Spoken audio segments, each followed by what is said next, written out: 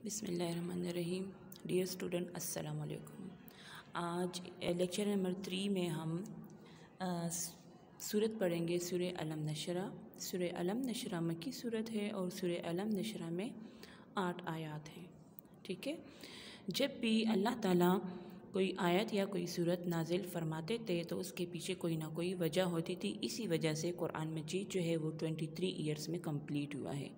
इससे पहले जितनी भी आसमानी किताबें नाजिल हुई थी तो वो एक साथ नाजिल हुई थी, लेकिन कुरान मजीद जो है वो 23 ईयर्स में कंप्लीट इसलिए हुआ है क्योंकि इस्लाम जो है वो आखिरी दीन है। इस्लाम आप सल्लल्लाहु अलैहि वसल्लम आखिरी नबी है। इस्लाम जो है आखिरी दीन है। आप सल्लल्लाहु अलैहि वसल्लम के बाद ना कोई पैगंबर आएंगे और ना ही कुरान मजीद के बाद कोई आसमानी किताब नाजिल होगी। इस वजह से कुरान मजीद आखिरी किताब है और ये 23 ईयर्स में कंप्लीट हुआ है। अच्छा, अब सूरह अलम नशरा क्यों नाजिल हुई? सूरह अलम नशरा इसलिए नाजिल हुई क्योंकि आप सल्लल्लाहु अलैहि वसल्लम को उम्मत की बड़ी फ़िक्र होती थी। आप सल्लल्लाहु अलैहि वसल्लम फरमाते थे कि मैं दावत हक़ सबको दूँ और सब ईमान ले आए। तो दावत हक़ देना कोई आसान बात नहीं थी। इसमें आप सल्लल्लाहु अलैहि वसल्लम ने बहुत सी मुश्किलात का सामना किया है। तो इस सूरत में अल्लाह ताला ने आप सल्लल्लाहु अलैहि वसल्लम को तसल्ली दी है, उनका हौसला बढ़ाया है और हिम्मत दी है। क्योंकि आप सल्लल्लाहु अलैहि वसल्लम ने जब नबूवत का ऐलान किया तो अहले कुरैश आप सल्लल्लाहु अलैहि वसल्लम के ख़िलाफ़ हो गए। ठीक है। तो फिर इस सूरत में हौसला भी दिया है कि आपको परेशान होने की ज़रूरत नहीं है, क्योंकि मुश्किलात आएंगी ज़िंदगी में, लेकिन हर मुश्किल के बाद आसानी ज़रूर होती है। ठीक है। अच्छा, इससे पहले सूरह दुहा में भी आप सल्लल्लाहु अलैहि वसल्लम पर इनामात का ज़िक्र किया गया था और अब सूरह अलम नशरा में भी आप सल्लल्लाहु अलैहि वसल्लम पर इनामात का ज़िक्र किया गया है। आप सल्लल्लाहु अलैहि वसल्लम को ये खुशखबरी दी है कि ये खुशखबरी 2 बार मिली थी। मक्का में भी मिली थी, मदीना में भी मिली थी कि आप सल्लल्लाहु अलैहि वसल्लम का ज़िक्र बुलंद होगा। किस तरह बुलंद होगा कि जहाँ पे अल्लाह का ज़िक्र आएगा वहाँ पे नबी सल्लल्लाहु अलैहि वसल्लम का ज़िक्र ज़रूर आएगा। जिस तरह पहला कलमा हम पढ़ते हैं उसकी मिसाल आप ले लें। हम पढ़ते हैं बिस्मिल्लाहिर्रहमानिर्रहीम, ला इलाहा इल्लल्लाह मुहम्मदुर रसूलुल्लाह, ला इलाहा इल्लल्लाह, अल्लाह के सिवा कोई माबूद नहीं, मुहम्मदुर रसूलुल्लाह, मोहम्मद सल्लल्लाहु अलैहि वसल्लम अल्लाह ताला के रसूल हैं। इस तरह अज़ान की मिसाल ले ले, खुतबे की मिसाल ले ले, तशहद की मिसाल ले ले, नमाज में, अकामत में। ठीक है। तो ता क़यामत तक अल्लाह का ज़िक्र, अल्लाह का नाम जहाँ पे आएगा वहाँ पे नबी सल्लल्लाहु अलैहि वसल्लम का नाम ज़रूर आएगा। अच्छा, यहाँ पे मैंने एक पॉइंट लिखा है वही का असर बहुत ज़्यादा होता था। आप सल्लल्लाहु अलैहि वसल्लम बहुत सख्त तकलीफ़ में होते थे और आप सल्लल्लाहु अलैहि वसल्लम इस दुनिया में इसलिए तशरीफ़ लेकर आए ताकि कुफ्र और शिर्क का ख़ात्मा किया जाए और तौहीद की दावत दी जाए।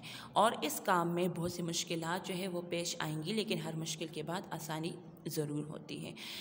सूरह अलम नशरा में आप सल्लल्लाहु अलैहि वसल्लम पर 3 नेमतों का ज़िक्र किया गया है। नंबर 1, सीना खोल दिया। सीना खोल दिया मतलब शक सदर का वाक़या। शक सदर का वाक़या आप सल्लल्लाहु अलैहि वसल्लम की ज़िंदगी में 4 मरतबा पेश आया है। बचपन में 4 साल की उम्र में, फिर उसके बाद 10 साल की उम्र में जब आप तिजारत के लिए अबू तालिब के साथ जा रहे थे, और फिर जवानी में, और फिर वाक़े मेराज के मौके पर बोझ हटा दिया। यानी कौन सा बोझ था? दावत हक़ का बोझ था। आप सल्लल्लाहु अलैहि वसल्लम फरमाते थे कि सब ईमान ले आए, तो ये बोझ हटा दिया और ज़िक्र बुलंद किया।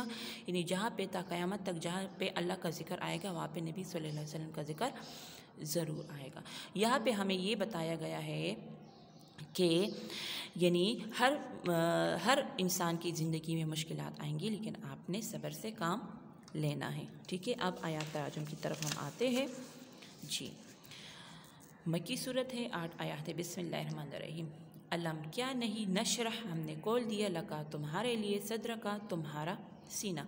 क्या हमने आप वसल्लम के लिए आप वसल्लम का सीना मुबारक खोल नहीं दिया?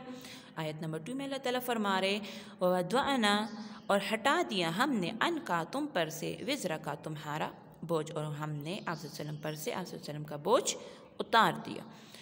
आयत नंबर 3 में अल्लाह जिसने अन कसवा तोड़ रखी थी, ज़ुहरा का आप वसल्लम की कमर, जिसने आप वसल्लम की कमर तोड़ रखी थी। जी, नेक्स्ट में आयत नंबर 4 में अल्लाह ताला फरमा रहे हैं वरफ़अना लका ज़िक्र का, वरफ़अना बुलंद किया हमने लका तुम्हारे लिए ज़िक्र का तुम्हारा ज़िक्र, और हमने आप सल्लम के लिए आप सल्लम का ज़िक्र बुलंद किया।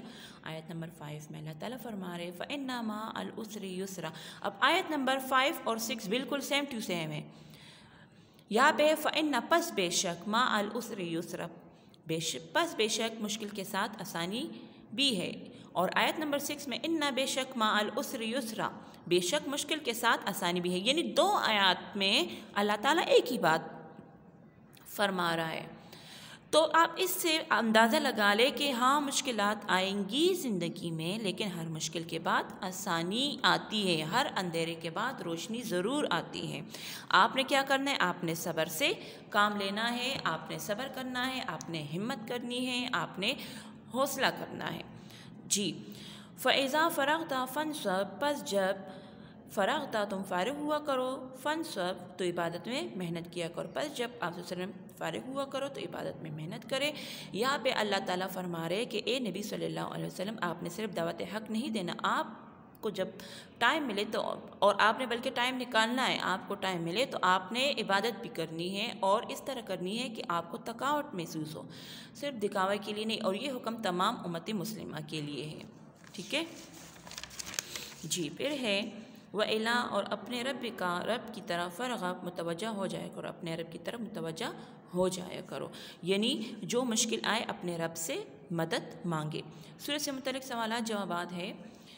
सूरह अलम नशरा की इब्तिदा में अल्लाह ताला ने रसूल करीम सल्लल्लाहु अलैहि वसल्लम पर किए गए कौन से इनामात का जिक्र फरमाया है।